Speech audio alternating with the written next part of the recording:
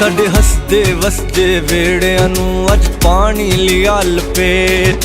ਆ ਵੇਖ ਲੈ ਹਾਲ ਨੀ ਮਾਨਣੇ ਅੱਜ ਆ ਕੇ ਦੁੱਖ ਸਮੇਟ। ਇਹ ਪਾਣੀ ਛੱਲਾ ਮਾਰਦਾ ਸਾਡੇ ਡੁੱਬ ਗਏ ਸਾਰੇ ਖਾਬ।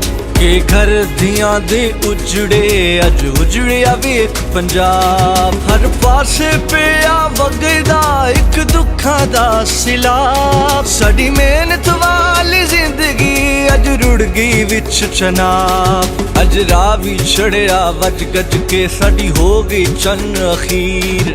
ਸਾਨੂੰ ਬਖਸ਼ ਦੇ ਸੋਹਣਿਆ ਮਾਲਕਾ ਅਸਾਂ ਪਾਣੀ